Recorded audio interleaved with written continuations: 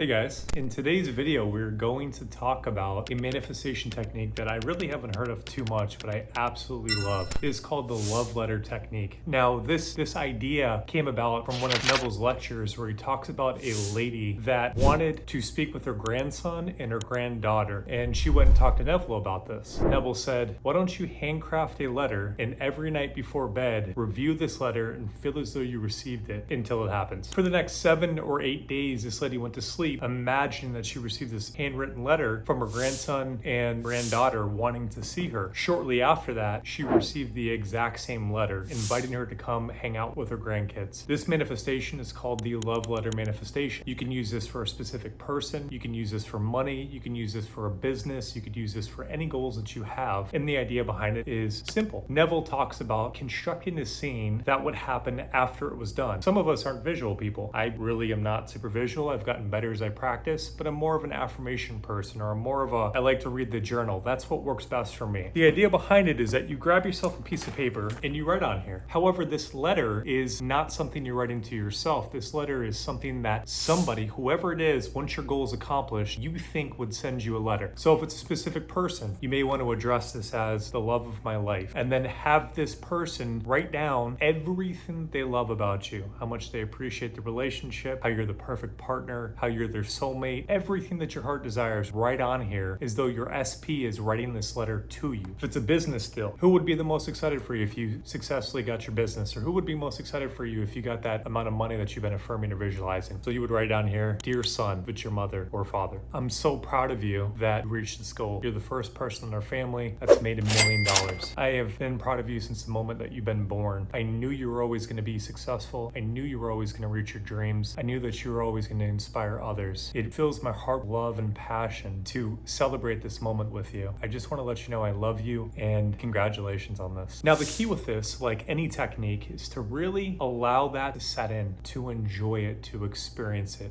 to surrender to it. Now what I suggest is before you go into doing any type of technique, I'm very big on scanning the body. Is there any emotion, energy and motion anywhere in the body? Do you feel any tension anywhere? Stomach area, chest, any emotion at all? I notice that if I feel some type of sensation or emotion that I'm not feeling or I'm not expressing, it kind of almost dilutes me feeling the wish fulfilled. So for pro tip, it's very important to release any emotion and be in a relaxed, calm state when you're meditating. Neville called this SATS, others call it theta state, whatever it is you want to call it, but the state where you're very aware, there's very little thoughts, you're emotionally tranquil, and your body feels relaxed. You can do this throughout the day. It doesn't have to just be at nighttime. And then you want to read this list and really experience it, really play with what that means, and what you will catch is the mood or the feeling of the wish fulfilled. Now, an important thing is we want to continue to read this. We want to continue to activate this. As I talked about in my last video, everything is states of consciousness. And so understanding this, we must consciously choose the state we want to occupy. It can't be something that we do once and then go on with our day, because then what we're left with is our default state of being, which is creating what we're experiencing currently. So we want to change that, hence why we're consciously doing this. So read it often. Anytime you feel like you're out of it, anytime you're not feeling that love in your heart, that appreciation, that gratitude, that passion, that achievement, pull out the letter again and read it. Read it, read it, read it, especially before bedtime. And if you're able to, imagine a scene that implies what it is that you heard in this letter that you received, or affirm, thank you that I reached my goal, or thank you that I'm now who I desire to be, thank you that I have the perfect marriage, and wash and repeat this over and over and over again. I'm curious to know how many of you have heard of this love letter manifestation before. Please leave a comment in the comment section so that way we can communicate and discuss it. So that is really it for the love letter manifestation. You do want to do this regularly, especially when you wake up in the morning, sometime in the afternoon, and as you go to bed, and before you go to bed. And anytime that you feel like you're out of the state, you want to pull this list out and read it to again embody that vision, embody that person that's living that reality now. Wash and repeat. If you have emotions that are coming up, allow the emotions to be. Remember, do not identify with it meaning anything at all. It's simply energy and motion. If you like to, you also do have the ability to identify with the emotion being something different than what automatically is suggested to you. So if an emotion you automatically suggest is fear, you can consciously choose to identify with an emotion being gratitude. And you will notice this is very powerful and your state will change very quickly. Thanks so much for watching, guys.